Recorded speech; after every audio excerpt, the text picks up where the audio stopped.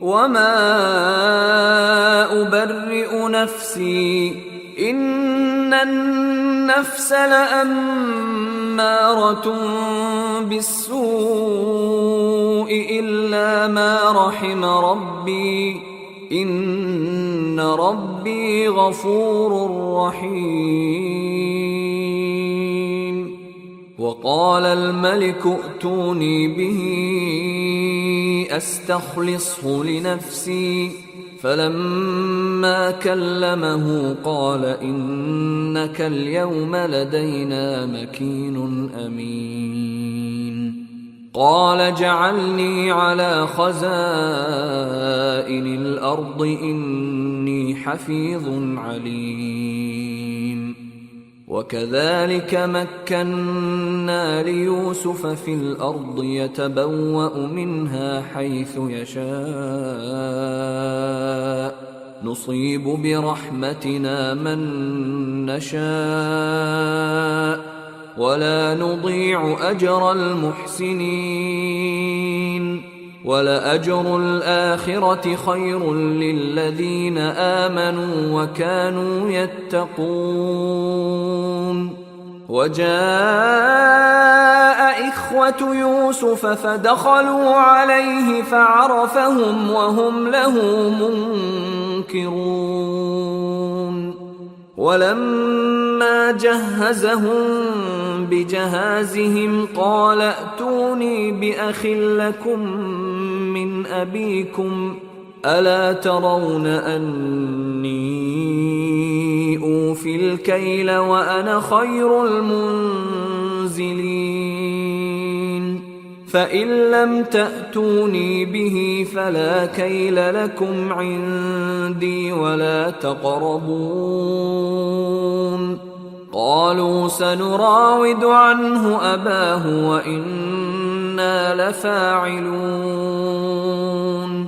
وقال لفتيانه جعلوا بضاعتهم في رحالهم لعلهم يعرفونها إذا انقلبوا إلى أهلهم لعلهم يرجعون. فلما رجعوا إلى أبيهم قالوا يا أبانا منع منا الكيل فأرسل معنا أخانا نكتل وإنا له لحافظون. قال هل آمنكم عليه إلا كما أمنتكم على أخيه من قبل فالله خير حافظا وهو أرحم الراحمين. ولما فتحوا متاعهم وجدوا بضاعتهم ردت إليهم قالوا يا أبانا ما نبغي هذه بضاعتنا ردت إلينا ونمير أهلنا ونحفظ أخانا ونزداد كيل بعير ذلك كيل يسير. قال لن أرسله معكم حتى تؤتون موثقا من الله لتأتونني به إلا أن يحاط بكم. فلما آتوه موثقهم قال الله على ما نقول وكيل. وقال يا بني لا تدخلوا من باب واحد وادخلوا من أبواب متفرقة وما أغني عنكم من الله من شيء إن الحكم إلا لله عليه توكلت وعليه فليتوكل المتوكلون. ولما دخلوا من حيث أمرهم أبوهم ما كان يغني عنهم من الله من شيء إلا حاجة في نفس يعقوب قضاها وإنه لذو علم لما علمناه ولكن أكثر الناس لا يعلمون. ولما دخلوا على يوسف آوى إليه أخاه قال إني أنا أخوك فلا تبتئس بما كانوا يعملون. فلما جهزهم بجهازهم جعل السقاية في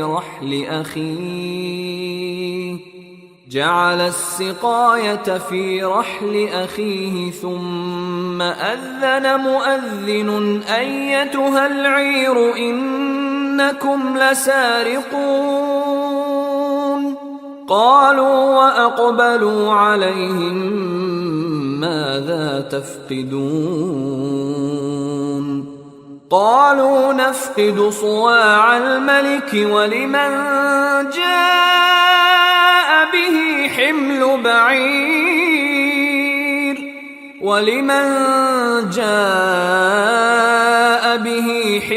بعير وأنا به زعيم. قالوا تالله لقد علمتم ما جئنا لنفسد في الأرض وما كنا سارقين. قالوا فما جزاؤه إن كنتم كاذبين؟ قالوا جزاؤه من وجد في رحله فهو جزاؤه كذلك نجزي الظالمين. فبدأ بأوعيتهم قبل وعاء أخيه ثم استخرجها من وعاء أخيه كذلك كدنا ليوسف ما كان ليأخذ أخاه في دين الملك إلا أن يشاء الله نرفع درجات من نشاء وفوق كل ذي علم عليم. قالوا إن يسرق فقد سرق أخ له من قبل فأسرها يوسف في نفسه ولم يبدها لهم. قال أنتم شر مكانا والله أعلم بما تصفون. قالوا يا أيها العزيز إن له أبا شيخا كبيرا فخذ أحدنا مكانه إنا نراك من المحسنين. قال معاذ الله أن نأخذ إلا من وجدنا متاعنا عنده إنا إذا لظالمون. فلما استيئسوا منه خلصوا نجيا قال كبيرهم ألم تعلموا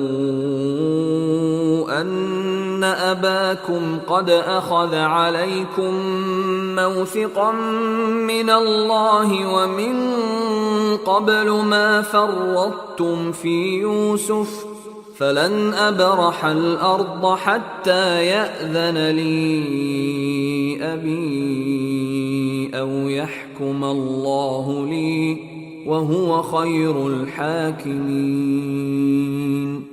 ارجعوا إلى أبيكم فقولوا يا أبانا إن ابنك سرق وما شهدنا إلا بما علمنا وما كنا للغيب حافظين. واسأل القرية التي كنا فيها والعير التي أقبلنا فيها وإنا لصادقون. قال بل سولت لكم أنفسكم أمرا فصبر جميل عسى الله أن يأتيني بهم جميعا إنه هو العليم الحكيم. وتولى عنهم وقال يا أسفا على يوسف وابيضت عيناه من الحزن فهو كظيم. قالوا تالله تفتأ تذكر يوسف حتى تكون حرضا أو تكون من الهالكين.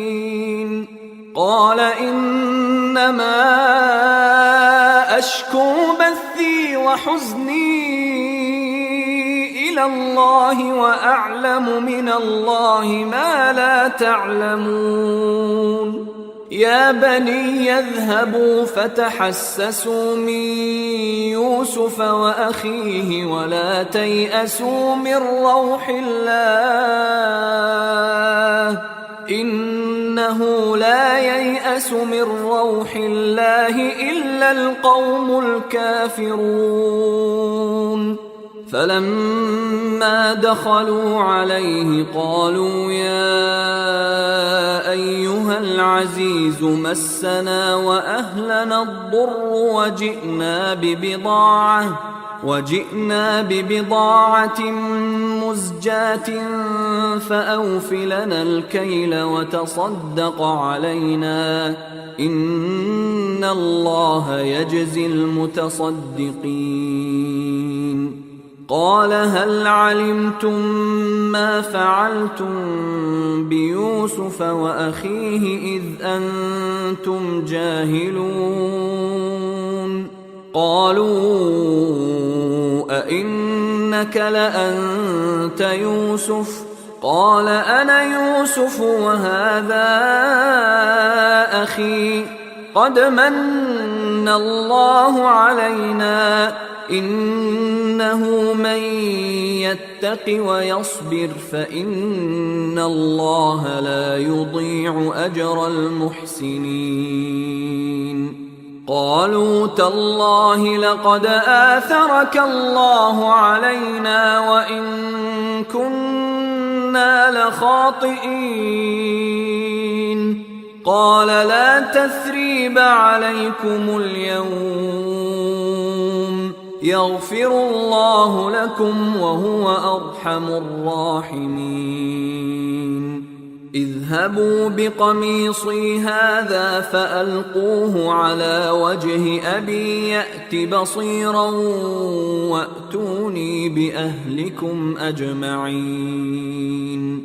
ولما فصلت العير قال أبوهم إني لأجد ريح يوسف لولا أن تفندون. قالوا تالله إنك لفي ضلالك القديم.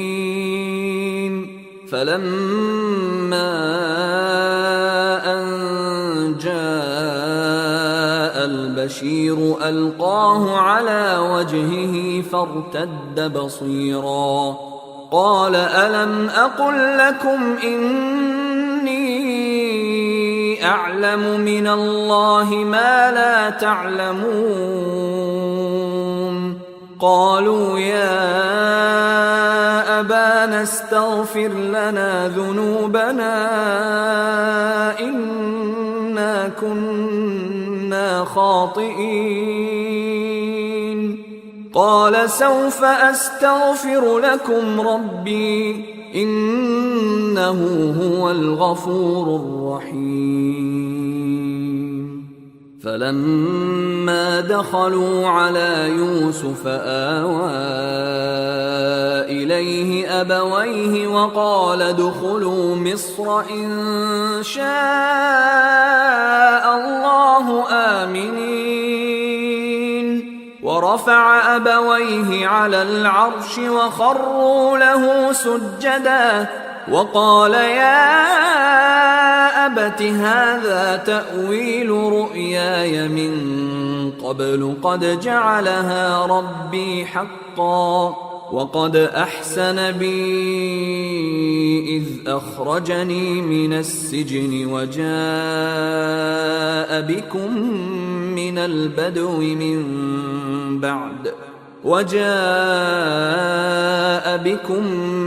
البدو من بعد أن نزغ الشيطان بيني وبين إخوتي إن ربي لطيف لما يشاء إنه هو العليم الحكيم. رب قد آتيتني من الملك وعلمتني من تأويل الأحاديث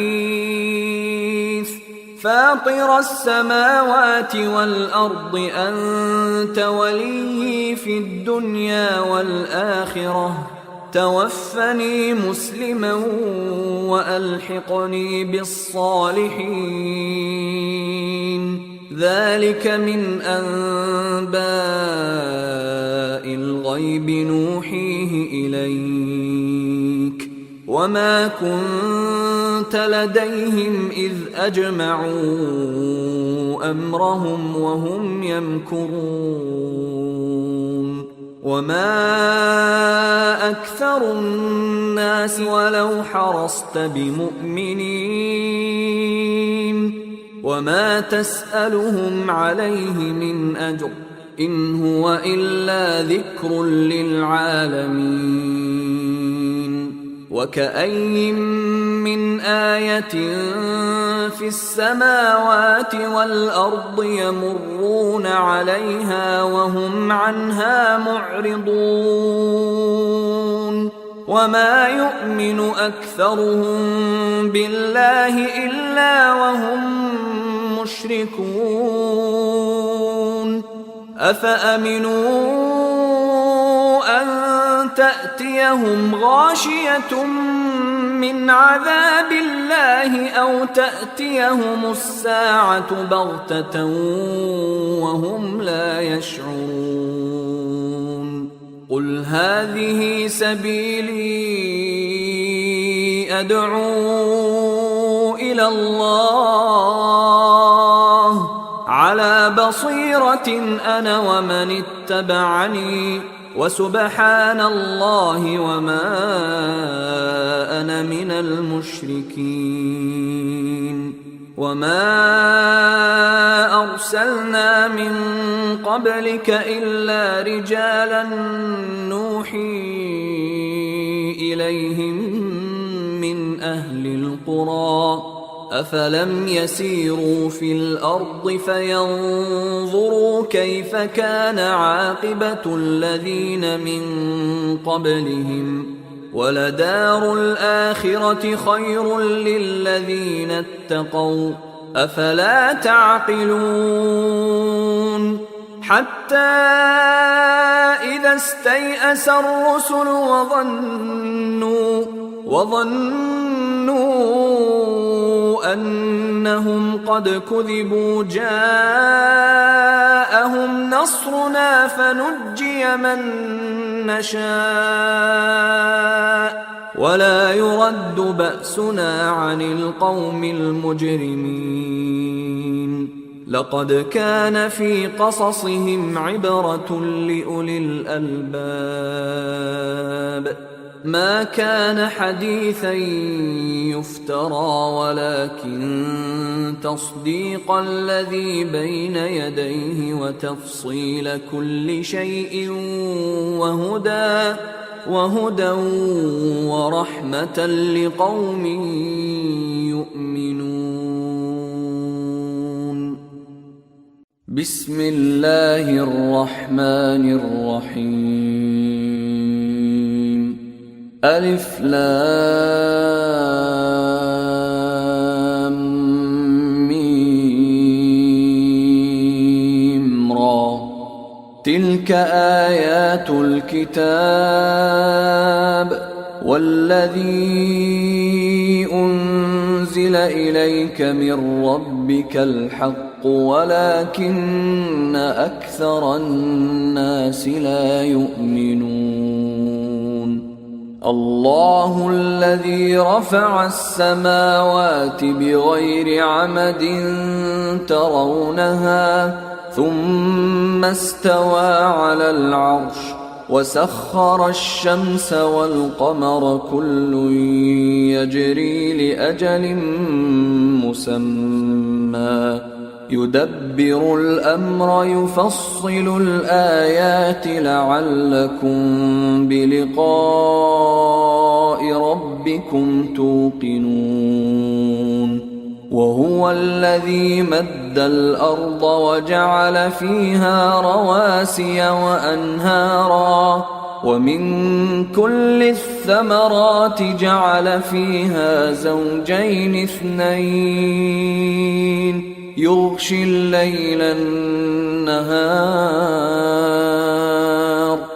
إن في ذلك لآيات لقوم يتفكرون. وفي الأرض قطع متجاورات وجنات من أعناب وزرع ونخيل صنوان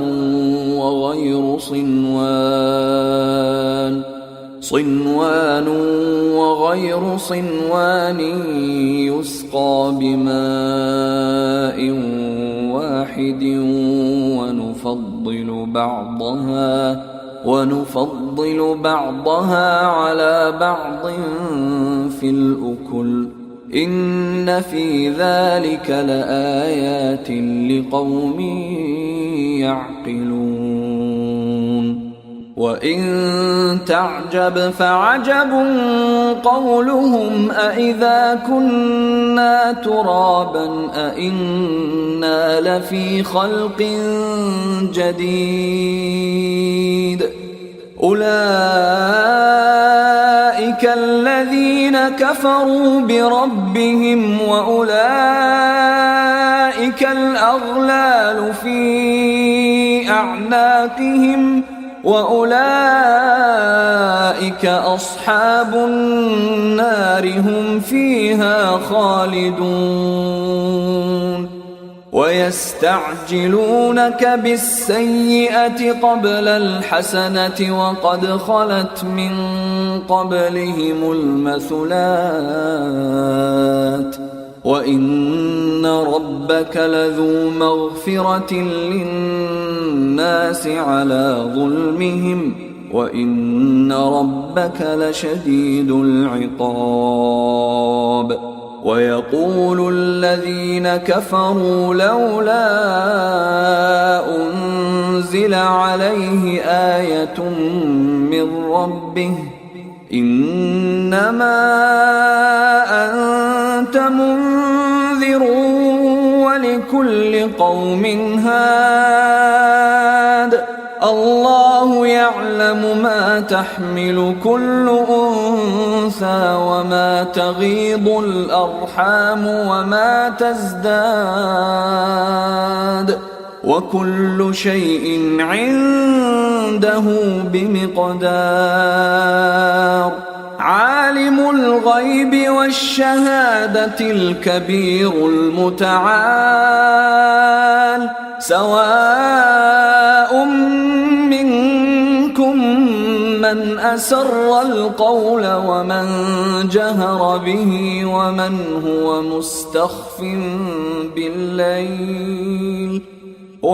هو مستخف بالليل وسارب بالنهار له معقبات من بين يديه ومن خلفه يحفظونه من أمر الله إن الله لا يغير ما بقوم حتى يغيروا ما بأنفسهم وإذا أراد الله بقوم سوءا فلا مرد له وما لهم من دونه من وال هو الذي يريكم البرق خوفا وطمعا وينشئ السحاب الثقال ويسبح الرعد بحمده والملائكة من خيفته ويرسل الصواعق فيصيب بها من يشاء وهم يجادلون في الله وهو شديد المحال له دعوة الحق والذين يدعون من دونه لا يستجيبون لهم بشيء إلا كباسط كفيه إلى الماء ليبلغ فاه وما هو ببالغه وما دعاء الكافرين إلا في ضلال ولله يسجد من في السماوات والأرض طوعا وكرها وظلالهم بالغدو والآصال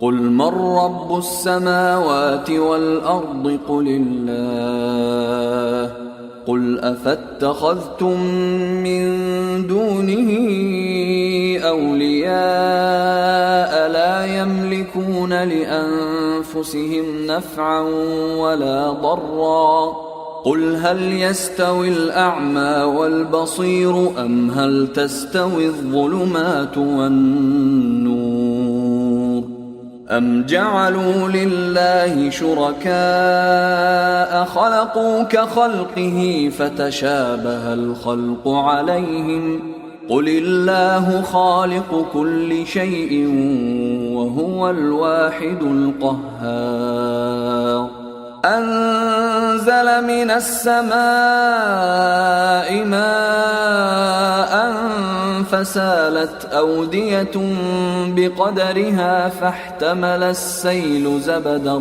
رابيا ومما يوقدون عليه في النار ابتغاء حلية أو متاع زبد مثله كذلك يضرب الله الحق والباطل فأما الزبد فيذهب جفاء وأما ما ينفع الناس فيمكث في الأرض كذلك يضرب الله الأمثال للذين استجابوا لربهم الحسنى والذين لم يستجيبوا له لو أن لهم ما في الأرض جميعا ومثله معه لافتدوا به أولئك لهم سوء الحساب ومأواهم جهنم وبئس المهاد أفمن يعلم أنما أنزل إليك من ربك الحق كمن هو أعمى إنما يتذكر أولو الألباب الذين يوفون بعهد الله ولا ينقضون الميثاق والذين يصلون ما أمر الله به أن يوصل ويخشون ربهم ويخافون سوء الحساب والذين صبروا ابتغاء وجه ربهم وأقاموا الصلاة وأنفقوا مما رزقناهم سرا وعلانية ويدرؤون بالحسنة السيئة أولئك لهم عقبى الدار جنات عدن يدخلونها ومن صلح من آبائهم وأزواجهم وذرياتهم والملائكة يدخلون عليهم من كل باب سلام عليكم بما صبرتم فنعم عقبى الدار والذين ينقضون عهد الله من بعد ميثاقه ويقطعون ما أمر الله به أن يوصل ويفسدون في الأرض أولئك لهم اللعنة ولهم سوء الدار الله يبسط الرزق لمن يشاء ويقدر وفرحوا بالحياة الدنيا وما الحياة الدنيا في الآخرة إلا متاع ويقول الذين كفروا لولا أنزل عليه آية من ربه قل إن الله يضل من يشاء ويهدي إليه من أناب الذين آمنوا وتطمئن قلوبهم بذكر الله ألا بذكر الله تطمئن القلوب الذين آمنوا وعملوا الصالحات طوبى لهم وحسن مآب كذلك أرسلناك في أمة قد خلت من قبلها أمم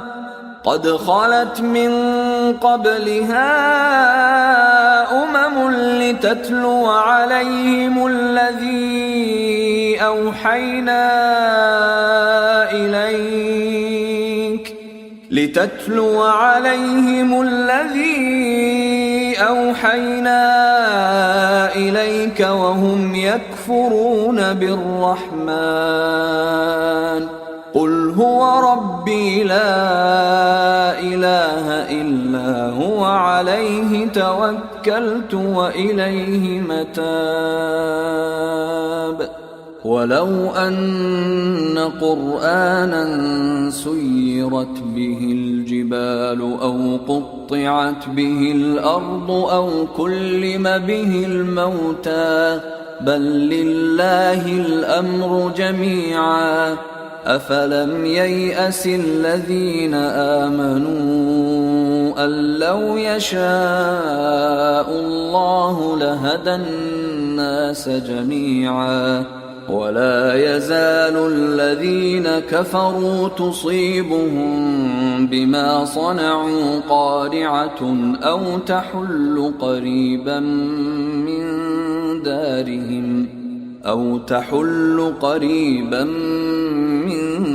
دارهم حتى يأتي وعد الله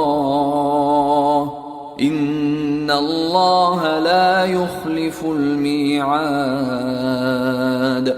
ولقد استهزئ برسل من قبلك فأمليت للذين كفروا ثم أخذتهم فكيف كان عقاب. أفمن هو قائم على كل نفس بما كسبت وجعلوا لله شركاء قل سموهم أم تنبئونه بما لا يعلم في الأرض أم بظاهر من القول بل زين للذين كفروا مكرهم وصدوا عن السبيل ومن يضلل الله فما له من هاد. لهم عذاب في الحياة الدنيا ولعذاب الآخرة أشق وما لهم من الله من واق. مثل الجنة التي وعد المتقون تجري من تحتها الأنهار أكلها دائم وظلها تلك عقبى الذين اتقوا وعقبى الكافرين النار. والذين آتيناهم الكتاب يفرحون بما أنزل إليك ومن الأحزاب من ينكر بعضه قل إنما أمرت أن أعبد الله ولا أشرك به إليه أدعو وإليه مآب. وكذلك أنزلناه حكما عربيا ولئن اتبعت أهواءهم بعدما جاءك من العلم ما لك من الله من ولي ولا واق. ولقد أرسلنا رسلا من قبلك وجعلنا لهم أزواجا وذرية وما كان لرسول أن يأتي بآية إلا بإذن الله لكل أجل كتاب يمحو الله ما يشاء ويثبت وعنده أم الكتاب. وإما نرينك بعض الذي نعدهم أو نتوفينك فإنما عليك البلاغ وعلينا الحساب. أولم يروا أنا نأتي الأرض ننقصها من أطرافها والله يحكم لا معقب لحكمه وهو سريع الحساب. وقد مكر الذين من قبلهم فلله المكر جميعا يعلم ما تكسب كل نفس وسيعلم الكفار لمن عقبى الدار. ويقول الذين كفروا لست مرسلا قل كفى بالله شهيدا بيني وبينكم ومن عنده علم الكتاب. أعوذ بالله من الشيطان الرجيم. بسم الله الرحمن الرحيم. ألف لام را. كتاب أنزلناه إليك لتخرج الناس من الظلمات إلى النور بإذن ربهم إلى صراط العزيز الحميد.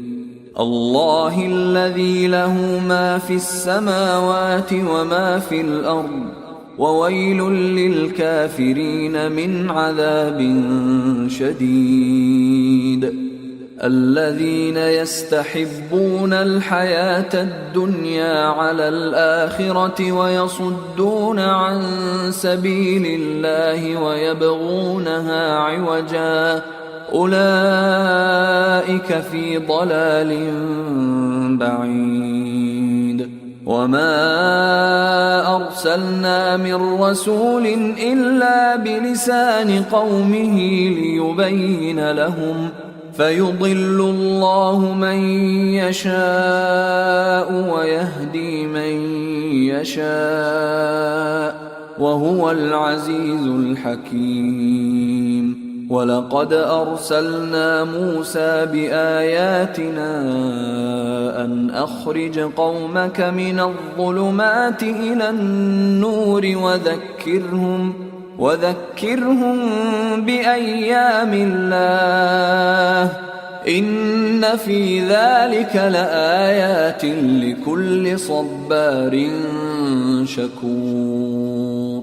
وإذ قال موسى لقومه اذكروا نعمة الله عليكم إذ أنجاكم من آل فرعون يسومونكم سوء العذاب ويذبحون أبناءكم ويستحيون نساءكم وفي ذلكم بلاء من ربكم عظيم.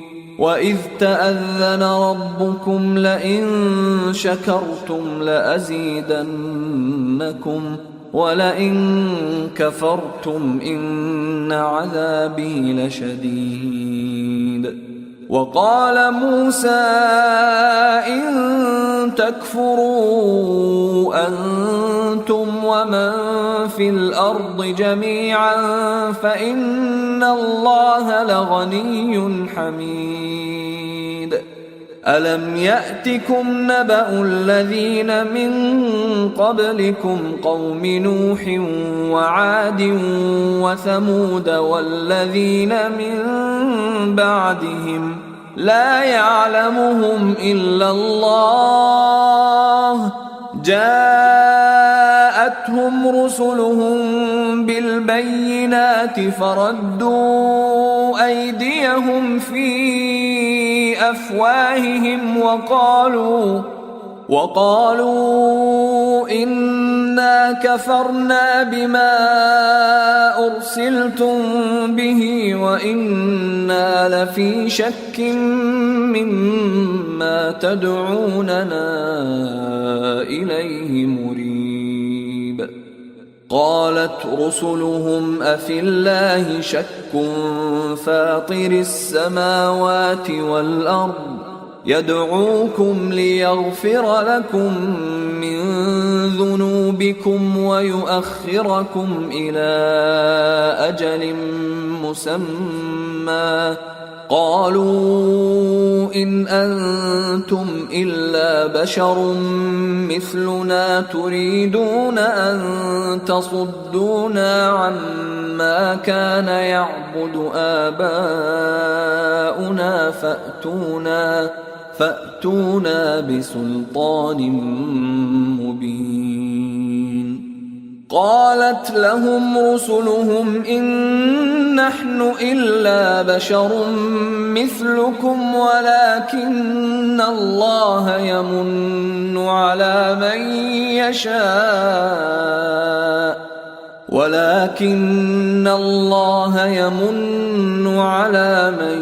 يشاء من عباده وما كان لنا أن نأتيكم بسلطان إلا بإذن الله وعلى الله فليتوكل المؤمنون وما لنا ألا نتوكل على الله وقد هدانا سبلنا ولنصبرن على ما آذيتمونا وعلى الله فليتوكل المتوكلون وقال الذين كفروا لرسلهم لنخرجنكم من أرضنا أو لتعودن في ملتنا فأوحى إليهم ربهم لنهلكن الظالمين ولنسكننكم الأرض من بعدهم ذلك لمن خاف مقامي وخاف وعيد واستفتحوا وخاب كل جبار عنيد من ورائه جهنم ويسقى من ماء صديد يتجرعه ولا يكاد يسيغه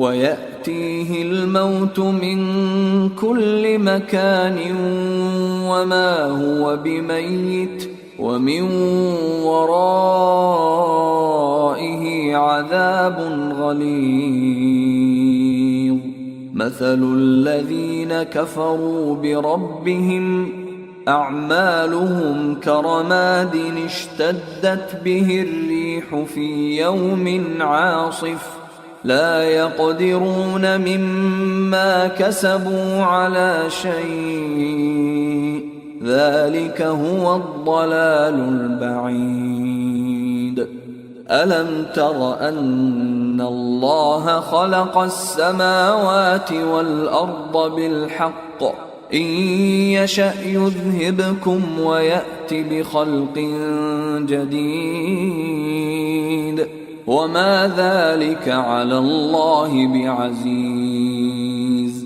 وبرزوا لله جميعا فقال الضعفاء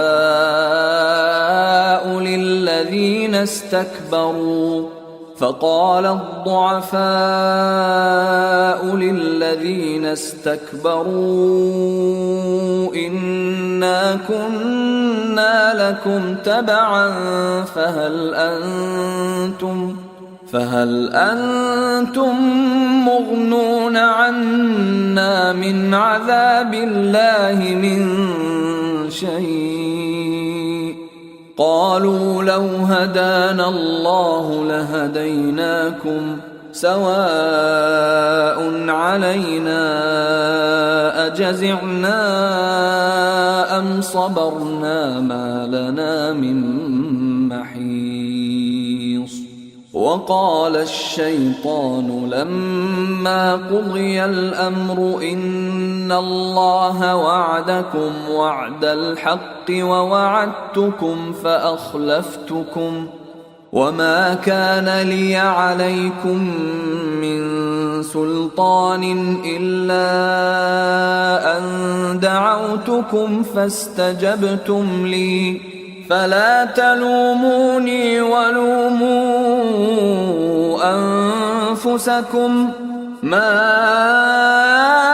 أنا بمصرخكم وما أنتم بمصرخي إني كفرت بما أشركتمون من قبل إن الظالمين لهم عذاب أليم. وأدخل الذين آمنوا وعملوا الصالحات جنات تجري من تحتها الأنهار خالدين فيها بإذن ربهم تحيتهم فيها سلام. ألم تر كيف ضرب الله مثلا كلمة طيبة كشجرة طيبة أصلها ثابت وفرعها في السماء تؤتي أكلها كل حين بإذن ربها ويضرب الله الأمثال للناس لعلهم يتذكرون. ومثل كلمة خبيثة كشجرة خبيثة اجتثت من فوق الأرض ما لها من قرار. يثبت الله الذين آمنوا بالقول الثابت في الحياة الدنيا وفي الآخرة ويضل الله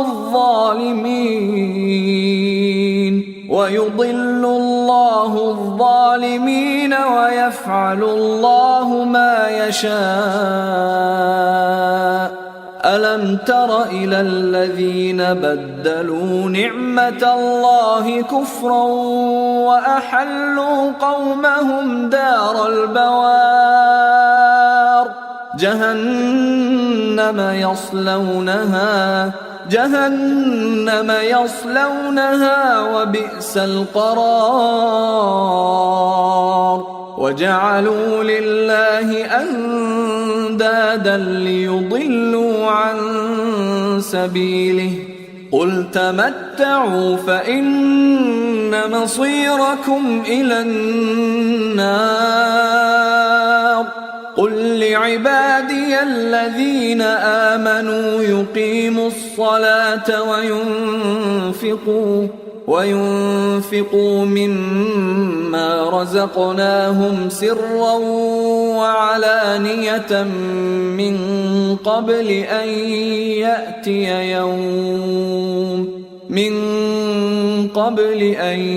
يأتي يوم لا بيع فيه ولا خلال.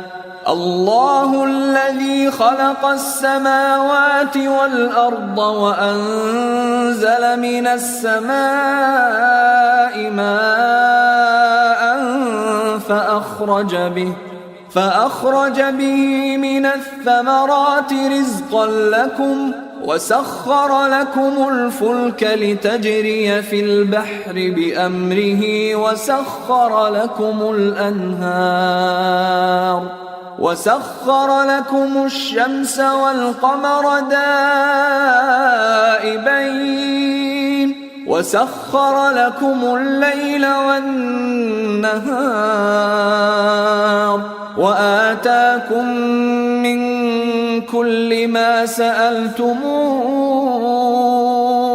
وإن تعدوا نعمة الله لا تحصوها إن الإنسان لظلوم كفار. وإذ قال إبراهيم رب اجعل هذا البلد آمنا واجنبني وبني أن نعبد الأصنام رب إنهن أضللن كثيرا من الناس فمن تبعني فإنه مني ومن عصاني فإنك غفور رحيم.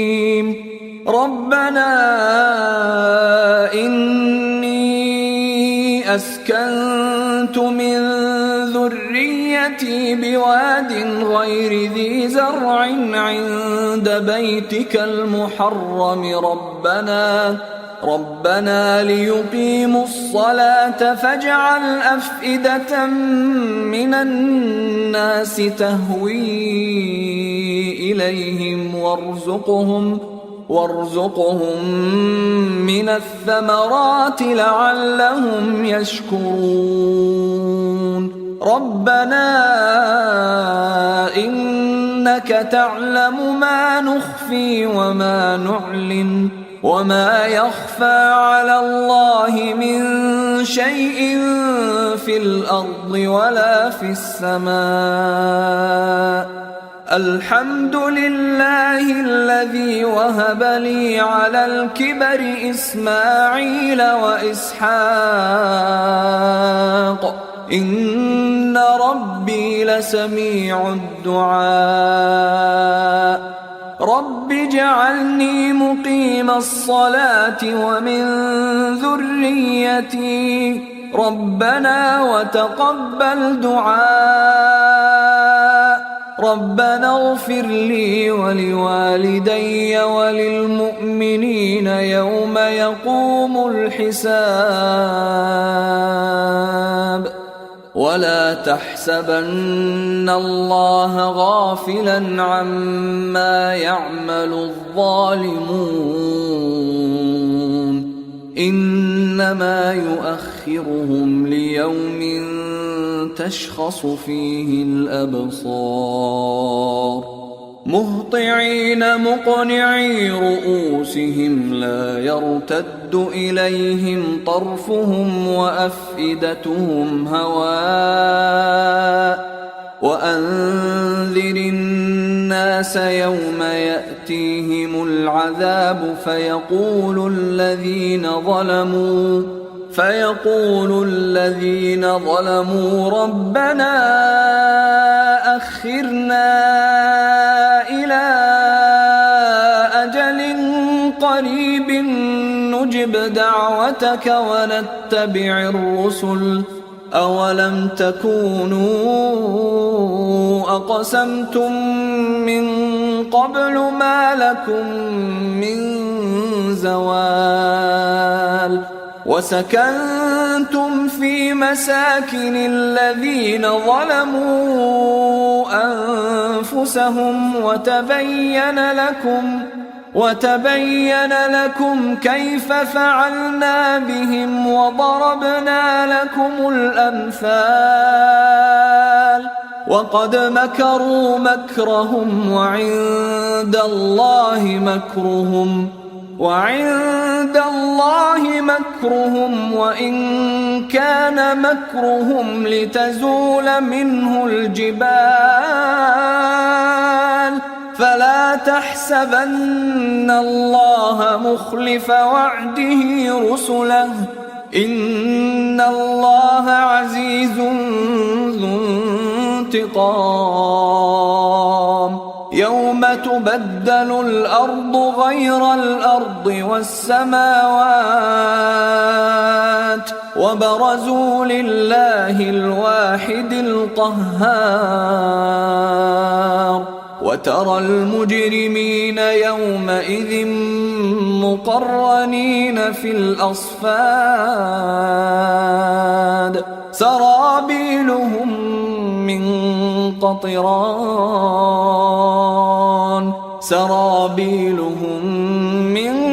قطران وتغشى وجوههم النار.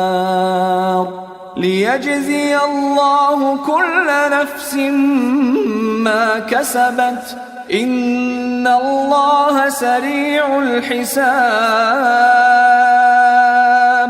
هذا بلاغ للناس ولينذروا به